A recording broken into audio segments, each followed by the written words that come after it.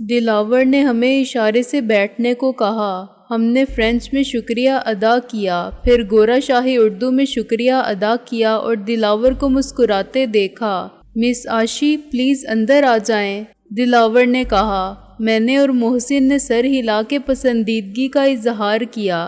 لڑکی اور اس کا نام دونوں اچھے تھے، اس کا اندر آنا بھی اچھا تھا، اس کی مسکراہٹ بھی اچھی تھی۔ عاشی، یہ دونوں الو کے پٹھے کہتے ہیں کہ یہ فرانسیسی اور اطالوی اخباری نمائندے ہیں، دلاور نے اردو میں کہا۔ کافی، میں نے احمقوں کی طرح مسکرا کے کہا۔ محسن نے میری تائید کی۔ ان کے لیے کافی منگوانے کے بعد یہاں بیٹھو، دلاور نے میری طرف دیکھ کر کہا۔ ان سے تم کو ہی بات کرنی ہوگی، انگریزی تو یہ ایسے بولتے ہیں جیسے انگریز شوقیہ اردو بولتے ہیں۔ میں خواہ مسکراتا رہا، لیکن میرے دل میں تشویش پیدا ہو چکی تھی کہ کیا یہ نازک اندام اور خوش خرام عاشی بھی فرینچ سمجھتی ہے؟ چند منٹ میں میرے اندیشے درست ہو گئے۔ مس عاشی نے پنجاب یونیورسٹی سے فرانسیسی میں ڈگری لی ہے اور یہ فرینچ اسی طرح بولتی ہیں جیسے مادری زبان ہو، دلاور نے مس عاشی کے جانے کے بعد کہا۔ ویری گڈ، ویری گڈ، میں نے سر ہلایا اور محسن سے مخاطب ہو کے کہا۔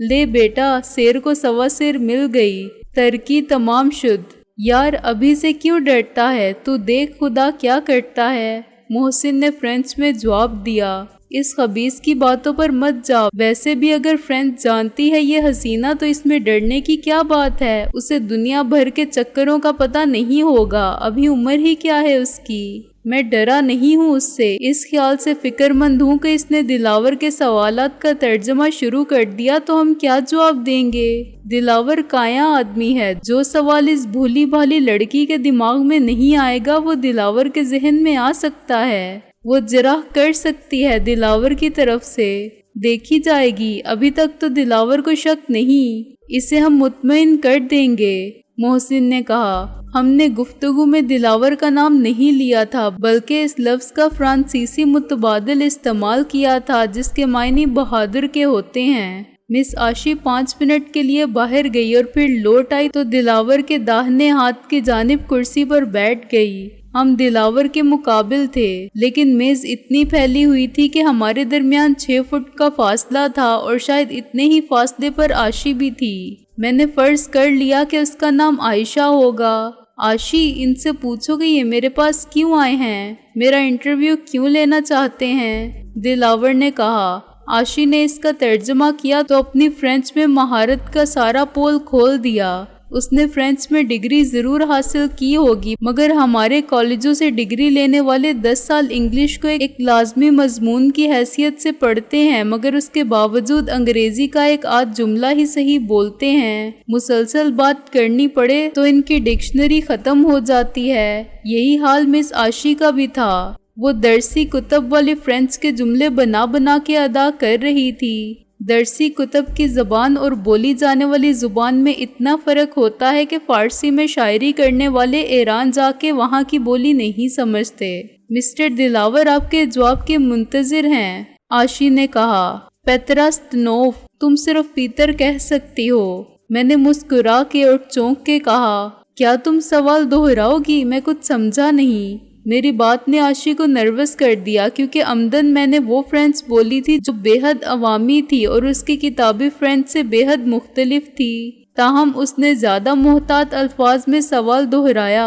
دوسری بار اس کی فرینچ زیادہ غلط ہو گئی۔ میں نے سر ہلایا اور محسن کی طرف دیکھا۔ موسیو جان اورمت اس سوال کا بہتر جواب دے سکتے ہیں۔ محسن نے کھنکھار کے گلا صاف کیا، جیب میں سے ایک سگریٹ نکالی جو خاصی ٹیڑھی اور کمر خمیدہ ہو گئی تھی، اسے میز پر لٹا کے اور گھما پھرا کے سیدھا کیا اور ماچس نکالی۔ یہ انداز بالکل نشہ آور سگریٹ استعمال کرنے والوں کا تھا۔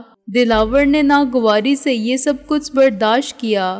دراصل ہم بین الاقوامی ادارہ صحت کے مشرق وسطی اور مشرق بعید کے پروجیکٹ پر ایک سروے کر رہے ہیں، اور جہاں عوام کے لیے طبی سہولتوں کا فقدان ہے وہاں حکومت کے تعاون سے چلنے والے ہر ہیلتھ پروجیکٹ کی کامیابی کے تناسب کا تعین کرنا چاہتے ہیں۔ اس کے علاوہ ہم ان سب کی رائے بھی جاننا چاہتے ہیں جو صحت کے مسائل میں دلچسپی رکھتے ہیں اور عملاً کچھ کرنا چاہتے ہیں۔ اتفاق سے کل ہم یہاں تھے اور ہمیں اپنے ایک ہم پیشہ ساتھی سے پریس کلب میں یہ انفارمیشن ملی تھی کہ آج کسی رفاہی ہسپتال کا سنگ بنیاد رکھنے کی تقریب ہے، اور یہ ہسپتال ایک ایسا شخص تعمیر کر رہا ہے جو زرعی معیشت سے وابستہ ہے، زرعی مشینری کے پرزے بناتا تھا۔ قدرتی طور پر ہم یہ سمجھتے تھے کہ اسے دیہی آبادی کی ہیلتھ پرابلم سے زیادہ دلچسپی ہونی چاہیے، مگر اس نے خیراتی ہسپتال بنانے کے لیے ایک ایسے شہر کو منتخب کیا جہاں پہلے ہی سرکاری اور نجی ہسپتال بہت ہیں۔ اور مس عاشی کی سٹی گم ہو گئی کیونکہ محسن نے رک کر انتہائی دقیق اور ناقابل فہم فرینچ میں بڑی سفیل گفتگو کی تھی۔ شاید وہ مشکل سے اس کے نصف کا صحیح مطلب سمجھی ہوگی، تاہم اس نے اپنی پریشانی کو ظاہر نہیں ہونے دیا۔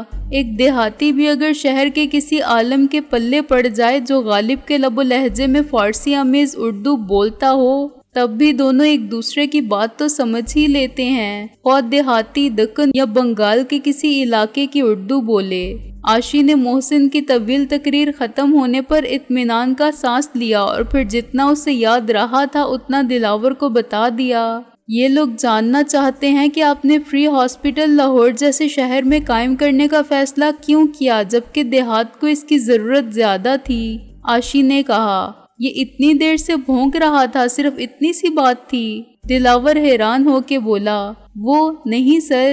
عاشی نے کہا، یہ بتا رہا تھا کہ انہیں پریس کلب میں کسی نے کل شام کی تقریب کے متعلق بتایا تھا، مگر یہ مصروفیت کے باعث آ نہیں سکے تھے، اور یہ کہ ان کا مقصد اقوام متحدہ کے لیے ایک رپورٹ بنانا ہے۔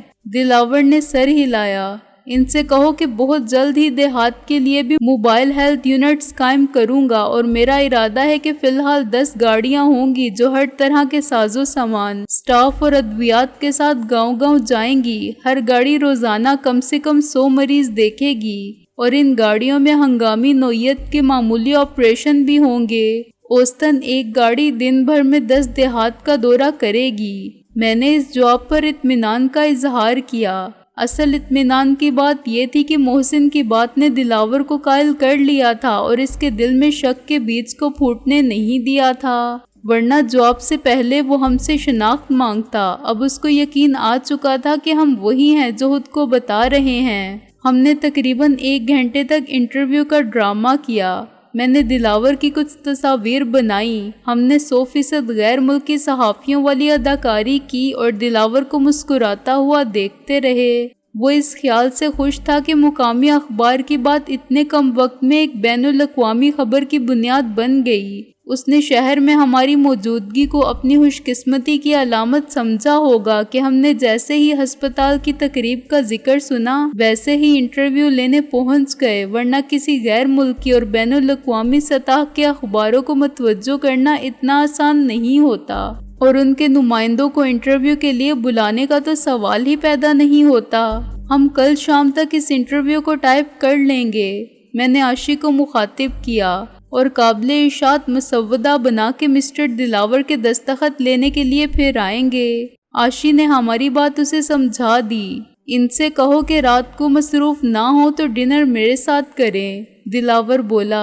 میں نے محسن کی طرف اور محسن نے میری طرف دیکھا۔ ہم کچھ دیر آپس میں مشورہ کرتے رہے، پھر میں نے سر ہلایا۔ یہ ہمارے لیے مشکل ہوگا، لیکن ہم مسٹر دلاور کے لیے مشکل بھی برداشت کریں گے۔ میں نے کہا، ہم ہر مشکل کا سامنا کریں گے جیسے آج تک کرتے آئے ہیں۔ محسن بولا، اور ان کو شکار کرنے تک یہ مشکلات کا سلسلہ جاری رہے گا۔ میں نے کہا، اللہ ہماری مشکل آسان کرے گا، ورنہ یا ہم نہیں یا پھر یہ نہیں۔ جی؟ عاشی نے گھبرا کے پوچھا۔ یہ سب گفتگو ہم نے بہت تیز لہجے میں آواز کو بنا کے اور بگاڑ کے اس طرح کی تھی کہ عاشی کی سمجھ میں کچھ نہیں آیا تھا، لیکن ہم ایسے ہنستے رہے تھے جیسے یہ کوئی بہت بے تکلف دوستانہ مذاق کی بات ہے۔ میں سمجھی نہیں۔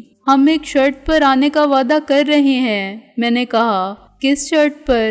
دلاور نے عاشی سے ترجمہ سن کے کہا، ہماری حسین میزبان بھی کھانے کی میز پر اسی طرح موجود ہوں گی، بلکہ ہمارے دل کے زیادہ قریب رہے گی۔ محسن بولا، اور طعام کے بعد جب نشہ شراب بے اثر ثابت ہوگا تو اس کا نشہ شباب ہمارے ساتھ جائے گا۔ محسن بولا، اور صبح ہونے تک؟ आशी का चेहरा शर्म और गुस्से से लाल पड़ गया। उसने पेंसिल मेज पर पटक दी। क्या बात है आशी? दिलावर ने कहा। ये बदमाश, उसने बड़ी मुश्किल से कहा। क्या कह रहे हैं, कुछ पता तो चले। दिलावर बोला, ये कह रहे हैं कि डिनर में। मैं समझ गया, तुमको भी बुला रहे होंगे। दिलावर हंसने लगा। नहीं सर, ये बहुत जलील शैतान किस्म के लोग हैं। मुझसे कह रहे हैं कि उसके बाद इनके साथ जाऊं। वो बरहमी पर काबू पाकर बोली, अरे इनकी तो आदत होती है, लाहौर को भी पेरिस समझ लिया है तो इनका कसूर नहीं। दिलावर ने कहा, ये अपने माहौल के आदी हैं। मैं बिल्कुल नहीं आऊंगी सर, आशी ने हफ्गी से कहा। अच्छा मत आना, मैं इनको टाल दूंगा। दिलावर ने कहा, अभी तो कह दो कि आऊंगी, बाद में कोई बहाना कर देना। मेरा मतलब है तुम्हारी तरफ से मैं कर दूंगा। मैं और मोहसिन एक दूसरे को अहमकों की तरह देखते रहे और सर हिला हिला के इजहारे हैरत करते रहे कि हमने तो कोई मायूब बात नहीं की। फिर ये खूबसूरत लड़की इतनी खफा क्यों हो रही है? आशी ने बादल नख्वास्ता कहा कि वो आएगी, लेकिन इसे पहले घर जाना होगा ताकि वो लिबास बदल सके। चलो मैं तुमको रास्ते में ड्रॉप कर दूंगा। दिलावर बोला, तो क्या आप यहाँ से सीधे होटल जाएंगे? आशी ने कहा। नहीं, सीधा तो नहीं। दिलावर बोला, रास्ते में एक दो काम है, पहले वो निपटाऊंगा। इन्हें साथ ही रखूंगा। इस वक्त तक खाने का तो टाइम नहीं होगा। मैं चाहता हूँ 2-4 मुकामी सहाफियों को भी बुलवा लूँ, सिर्फ कॉफी के लिए, ताकि उन्हें भी इंटरव्यू के बारे में मालूम हो जाए। कल कुछ और खबरें आ जाएं और मुझे भी मालूम हो जाए कि इनको मेरे पास किसने भेजा था। प्रेस क्लब में इनकी किससे बात हुई थी। जाहिर है सहाफियों के जाने के बाद ही खाना खाएंगे। मैं सोच रहा हूँ नवाब साहब को भी बुलवा लूँ, नवाब खुसरो जमशेद को। मेरा तो ख्याल है कि आप इन सहाफियों को भी डिनर में शामिल कर लें, आशी ने कहा, वरना इनको बाद में पता चलेगा कि आपने उन्हें कॉफी पर टाल दिया था और इनको डिनर दिया था, तो वो अपनी तौहीन महसूस करेंगे। तुम ठीक कहती हो, दिलावर ने कहा। जो अखबारी नुमाइंदे कल रात की तकरीब में शरीक थे, उन सबको फोन करके मेरी तरफ से दावत दे दो। यस सर, मैं उन्हें 9 बजे का वक्त दे दूं।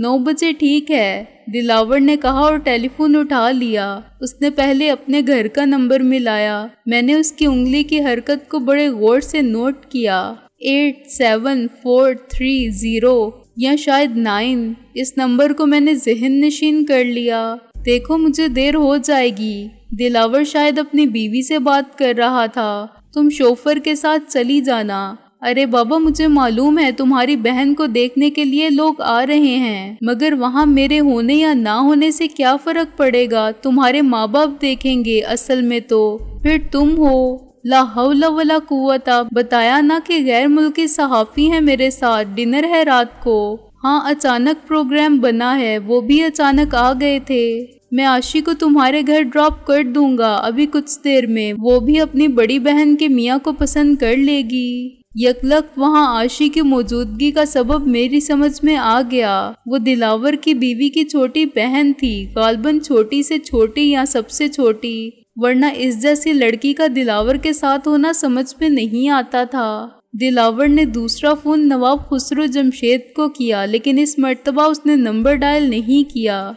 उसकी टेलीफोन की मेमोरी में ये नंबर पहले से मौजूद था, चुनाचे उसने सिर्फ एक नंबर का बटन दबाया और कॉल मिलने का इंतज़ार करता रहा। फिर उसने नवाब खुसरो जमशेद को तफसील से हमारे मुतल्लिक बताया। ये समझते हुए कि हम उर्दू नहीं समझते, उसने बड़े इत्मीनान से गुफ्तगू की और आदतन हमें खासी गालियों से नवाजता रहा। अपने नवाब साहब, ये ठीक है कि किसी पर भी आंख बंद करके भरोसा नहीं कर लेना चाहिए, मगर यार हमने भी दुनिया देखी है और फिर उनके बारे में दूसरों से मालूम हो ही जाएगा। मुझे बहरहाल इत्मीनान है कि ये सिर्फ अखबारी नुमाइंदे हैं, दिलावर ने कहा। बस तुम आ जाओ वहाँ, यही कोई 8 साढ़े 8 बजे। हाँ, टेबल रिजर्वेशन मैं करवा दूंगा। साफ जाहिर था कि नवाब खुसरो जमशेद ने अपने अदम इत्मीनान और शकूक का इजहार कर दिया था। دلاور نے اپنی طرف سے اسے یقین دلا دیا تھا کہ خطرے کی کوئی بات نہیں ہے، مگر اب یہ ہو سکتا تھا کہ دلاور کو بھی عدم تحفظ کا احساس پریشان کرنے لگے تو وہ ہم سے شناخت کرانے کو کہے، دستاویزی ثبوت مانگ بیٹھے یا اپنے طور پر تبصرہ کرنا چاہے۔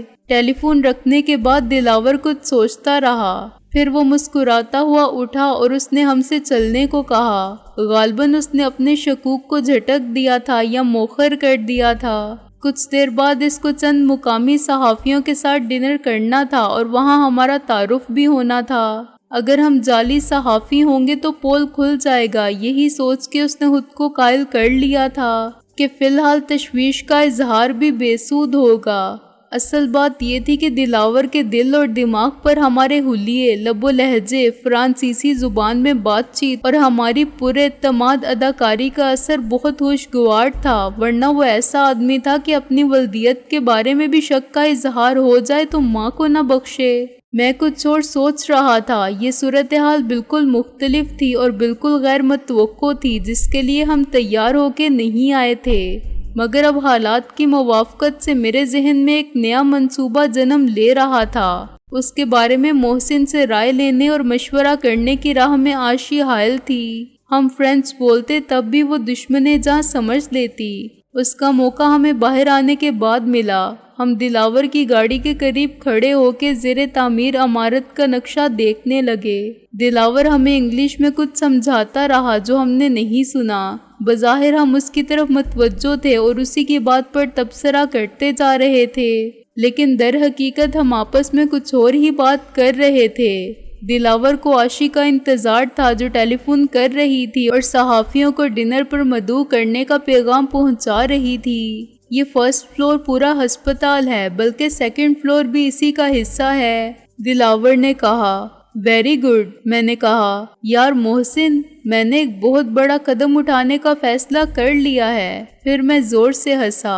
اور اوپر والی منزل میں دلاور بولتا رہا، میرا بھی ارادہ بدل گیا ہے۔ محسن نے دلاور کی طرف دیکھ کے تائید میں سر ہلایا۔ یہ بہت خطرناک اقدام ہوگا، مگر یہ بہترین موقع ہے، میں نے دلاور کی طرف دیکھ کے سوالیہ لہجے میں کہا۔ میں سمجھا نہیں، دلاور بولا۔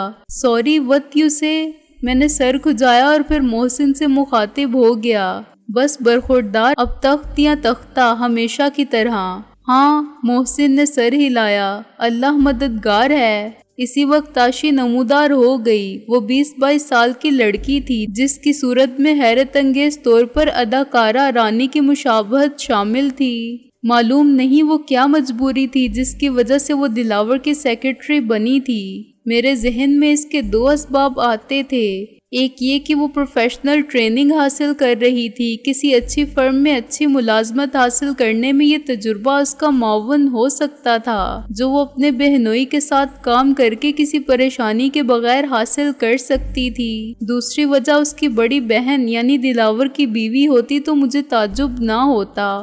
بیشتر بیویاں اپنے شوہروں کی آؤٹ ڈور مصروفیات کے بارے میں زنانہ قسم کا حسد اور شک رکھتی ہیں، خصوصاً ان شوہروں کے بارے میں جن کے آنے جانے کا کوئی وقت نہ ہو اور کام کی نوعیت کا پتہ نہ چلتا ہو۔ عاشی آگے ڈرائیور کے ساتھ بیٹھ گئی۔ دلاور اور ہم دونوں پچھلی سیٹ پر رہے۔ باہر اتنی دیر میں غروب آفتاب کے بعد کا اندھیرا گہرا ہو کے رات میں ڈھل رہا تھا۔ کچھ گاڑیوں کی ہیڈ لائٹس بھی روشن تھیں، لیکن زیادہ تر گاڑیاں چھوٹی پارکنگ لائٹ جلا کے چل رہی تھیں۔ کہاں جانا ہے سر؟ شوفر نے سڑک پر آ کے کہا۔ پہلے بیگم صاحبہ کے گھر، دلاور نے مختصراً کہا۔ شوفر ایک خطرناک قسم کا شکاری کتا لگتا تھا اور دلاور جیسے آدمی کے لیے ایسے ہی شخص کا شوفر ہونا ضروری تھا جو وقت ضرورت اس کے باڈی گارڈ کے فرائض بھی پورے کر سکے۔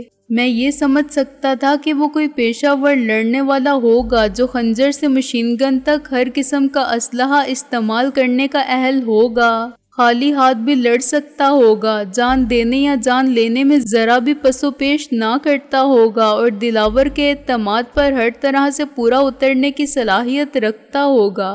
یہ بھی یقین تھا کہ وہ مسلح ہوگا۔ پاکستان، ویری بیوٹیفل کنٹری، میں نے مسکرا کے کہا ویری بیوٹیفل۔ محسن نے سر ہلایا۔ دی گرلز۔ عاشی نے ناگواری سے پیچھے پلٹ کے دیکھا۔ تم لوگ لڑکیوں کے علاوہ بھی کچھ سوچتے ہو؟ تمہاری ساری فرانسیسی قوم عورت، شراب اور خوشبو کے پیچھے دیوانی ہے۔ معلوم نہیں تم لوگوں نے اتنی ترقی کیوں کر لی۔ میں دم بخود رہ گیا۔ اس لڑکی نے یہ بات بڑی روانی میں کہہ دی تھی اور روانی میں وہ بالکل صحیح فرینچ بول گئی تھی۔ تمہارا خیال 101% درست ہے، میں نے کہا، مگر ہم فرینچ نہیں ہیں۔ فرینچ قوم کے بارے میں تمہاری رائے سے ہمیں اتفاق ہے۔ وہ ایک حسن پرست اور خوش ذوق، خوش مزاج اور مہذب قوم ہے، انفرادی آزادی اور جمہوریت پر یقین رکھنے والی، عملاً یقین رکھنے والی، محض نظریاتی یقین نہیں۔ ہم سمجھتے ہیں کہ اگر سب لوگ دنیا میں صرف خوبصورتی کے پرستار بن جائیں تو بدصورتی کا وجود مٹ جائے۔ محسن نے کہا وہ ساری بدصورتی جو سماجی تفریق، معاشی عدم توازن، ہوس اقتدار، جنگ و جدل، تعصب اور تنگ نظری سے پیدا ہوتی ہے، جو آدمی کو نفرت سکھاتی ہے اور محبت کو مشروط کر دیتی ہے۔ حالانکہ محبت مشروط ہو ہی نہیں سکتی، مگر کچھ لوگ محبت کو اور احساس کو، جذبات اور خیالات کو، نظریات کو اور انسانی رشتوں کی سرحدوں کو منعین کر دیتے ہیں اور آدمی کو رنگ و نسل، ملک و قوم اور مذہب و ملت، خاندان، برادری کے خانوں کا اسیر بنا دیتے ہیں۔ یہ ساری تقسیم صرف نفرتوں کے رشتے اور حوالے دیتی ہے اور سب کچھ لے لیتی ہے۔ تم فلاسفر ہو؟ عاشی نے مروب ہو کے کہا۔ کیا کہہ رہے ہیں یہ لوگ؟ دلاور نے تجسس سے مجبور ہو کے کہا۔ تعریف کر رہے ہیں اس ملک کی اور لوگوں کی، عاشی نے کہا۔ دلاور طنز سے ہنسا۔ یہ بھی فیشن ہے، سیاسی اخلاق کا تقاضا ہے کہ روم میں وہی کہو جو رومن سننا چاہتے ہیں۔ ان الو کے پٹھوں سے کہو کہ یہ سچ ہے تو یہاں رہ جائیں، چھوڑ دیں اپنا گھر، شہر اور ملک۔ عاشی نے یہ بات ہم تک پہنچا دی اور ہنسنے لگی۔ اگر تم کہو تو میں اس سے بھی زیادہ بہت کچھ کر سکتا ہوں۔ میں نے دل پر ہاتھ رکھ کے ادائے عاشقی سے کہا، سب کچھ چھوڑ سکتا ہوں، مثلاً۔ عاشی کی ہنسی ایک خیال آمیز مسکراہٹ بن گئی۔ مثلاً یہ دنیا چھوڑ سکتا ہوں، لیکن تم مسٹر دلاور کو بتا دو کہ ایک دن وہ خود ہمیں اسی ملک کے ایک معزز شہری کی حیثیت سے جانیں گے اور پہچانیں گے، اور وہ وقت میری جان بہت دور نہیں ہے۔ محسن نے کہا، جب ہم بھی یہاں آباد ہوں گے، سارے رشتوں کے تحفظ کے ساتھ، خوشی اور عافیت کے ساتھ، اور ہمارے بعد آنے والی نسلوں کو ہم یہ سب کچھ وراثت میں دیں گے، ثقافتی، تہذیبی اور… کیا تمہارا یہ دوست ہر وقت ایسا ہی فلسفہ بولتا رہتا ہے؟ عاشی نے کہا، ہمیشہ اور ہر وقت تو نہیں، میں نے کہا، لیکن کسی خوبصورت لڑکی کو دیکھتے ہی یہ اسے متاثر کرنے کی کوشش شروع کر دیتا ہے۔ دراصل یہ اس کا احساس کمتری ہے۔ آج تک تم جیسی لڑکی نے اسے گھاس نہیں ڈالی۔ کیا تم یہ نیک کام کر سکتی ہو؟ گھاس میں لا دوں گا۔ بہت اچھا ہوا کہ اسی وقت عاشی کا گھر آ گیا، جو دلاور کا گھر بھی تھا جسے ہم پہلی بار دیکھ رہے تھے۔ عاشی اتر کے اندر چلی گئی اور گاڑی آگے بڑھ گئی۔ اب ہم کھل کر بات کر سکتے تھے۔ ہماری پوزیشن خاصی محفوظ ہے، میں نے کہا۔ کچھ صحافی، مسٹر بہادر کے سیکرٹری اور سالی، نواب صاحب اور بہادر کی بیوی، یہ سب جانتے ہیں کہ ہم کہاں ڈنر کے لیے مدعو تھے۔ غالباً وہ پولیس افسر بھی جانتا ہے، محسن نے سراج کا نام لیے بغیر کہا۔ بہت سے لوگوں نے ہمیں مسٹر بہادر کے ساتھ انہی کی گاڑی میں روانہ ہوتے بھی دیکھا ہے، میں نے کہا۔ ہمارے پاس بہت وقت ہے۔ ہاں، رات کے 10 بجے تک مسٹر بہادر کا انتظار کیا جائے گا، محسن بولا، اور 10 بجنے میں 3 گھنٹے باقی ہیں۔ 3 گھنٹے میں ہم لاہور سے 100 میل دور ہوں تو بڑا اچھا ہے۔ دلاور نے بے چینی سے پہلو بدلا۔ آپ لوگ آپس میں کیا باتیں کر رہے ہیں؟ میں اور محسن ایک ساتھ ہنسنے لگے جیسے ہم اس بد تہذیبی پر شرمندہ ہیں۔ اس کے بعد ہم نے ٹوٹی پھوٹی انگریزی میں دلاور کے ساتھ گفتگو شروع کی۔ ہم نے اسے بتایا کہ ہم کس کس ملک میں اپنا مطالعاتی دورہ مکمل کر کے آئے ہیں اور اب کہاں جانے کا ارادہ رکھتے ہیں۔ ہم نے اس کی تعریف کی اور کہا کہ ہم واپسی میں یا جب بھی موقع ملا اس کے زیر تعمیر ہسپتال کو پھر دیکھنے آئیں گے، اور اگر مدعو کیا تو اس کی تقریب افتتاح میں بھی شریک ہوں گے۔ دلاور نے 2 جگہ کار رکوائی تھی، ایک جگہ تو اس کے سسرال کے قریب ہی 100 منزلہ عمارت تھی۔ وہ چند منٹ کے لیے معذرت کر کے گیا اور ہمیں موقع فراہم کر گیا کہ ہم کھل کے بات کر سکیں۔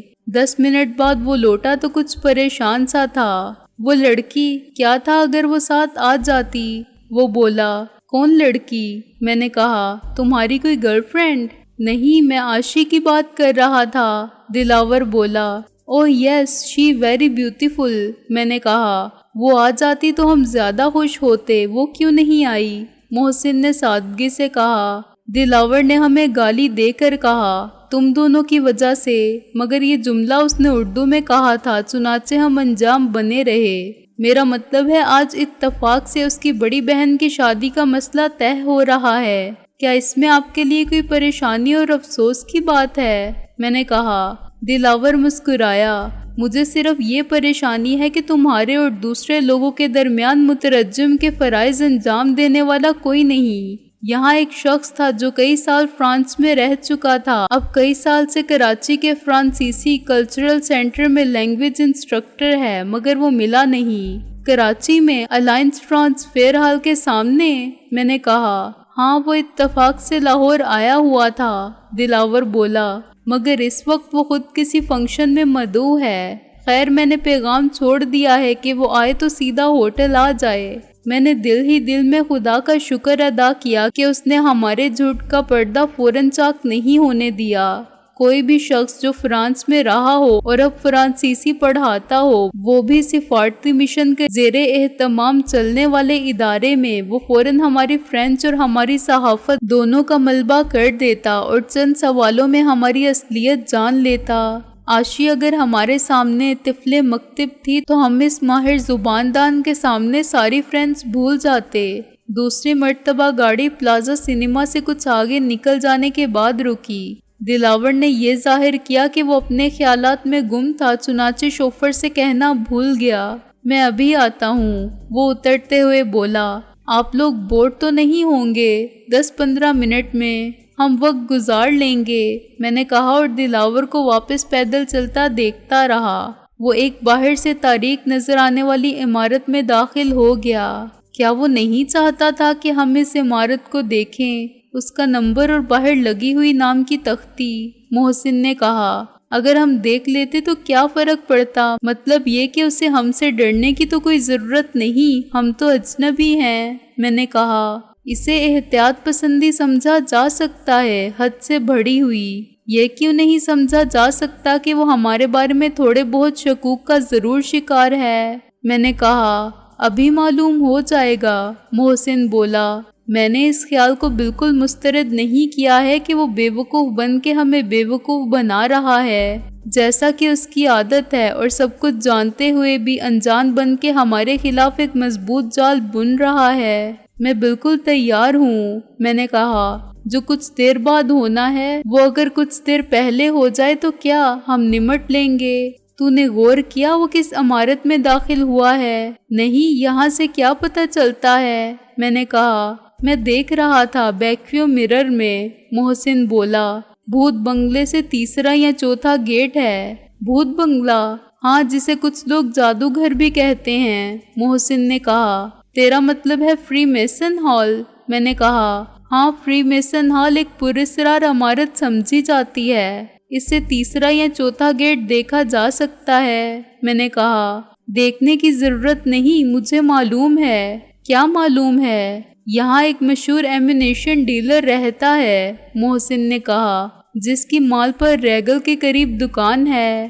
آفرین ہے جوان، کیا دماغ اور کیا حافظ پایا ہے، میں نے چلا کے کہا اور محسن کی کمر پر مکہ مارا۔ ہم دونوں ایک سنجیدہ موضوع پر بات کرتے ہوئے بے وجہ چلا رہے تھے اور ہنس رہے تھے تاکہ ڈرائیور یہ سمجھے کہ ہم محض دوستانہ گپ شپ یا بکواس کے سوا کچھ نہیں کر رہے ہیں۔ آدھے گھنٹے کے بعد دلاور اندھیرے میں سے نمودار ہوا۔ مجھے زیادہ دیر تو نہیں ہوئی، اس نے گھڑی دیکھ کر کہا اور زبردستی مسکرانے کی کوشش کی، لیکن اس طرح وہ اپنی حالت میں رونما ہونے والے تغیر کو نہ چھپا سکا۔ وہ بے حد پریشان تھا اور یہ پریشانی سے زیادہ تشویش تھی۔